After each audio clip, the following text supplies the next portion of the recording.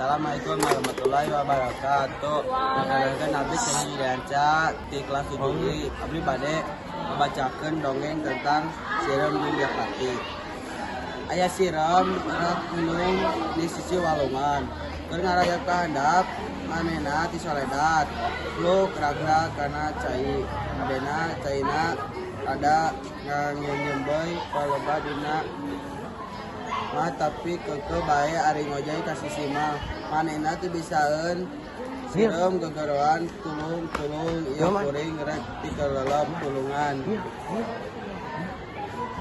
Kabeneran aya Japati keur cindetan dina dahan kai anu nyodor ka kaluhureun cai ka deungeun. Aya Siram gegeroan minta tulung barangna ngereret ka handap. Katujuan Siram keur kesedahan Japati karunya gelebor hibur bari ngagel daun salabar. Sok diosongkeun daun teh harupna Siram tuluy muntang kana daun ku Japati dibawa ke darat sok digorengkeun kana taneuh. Siram puara ngahaturkeun nuhun ka Japati anu geus ngalepaskeun manehna dina bahaya.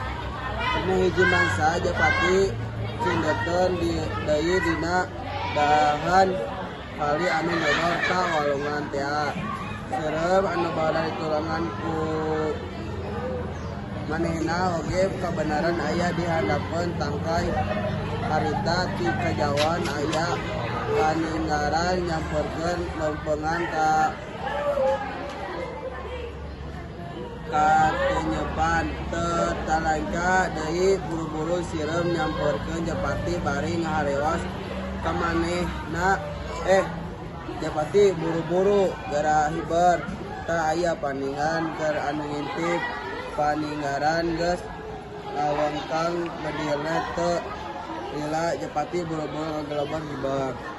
Isukna Japati panggih deui jeung Siram ceuk Japati nuhun pisang sakadang Siram kuring geus ditulungan ka anjeunna lepas tina balai jeung rada balai.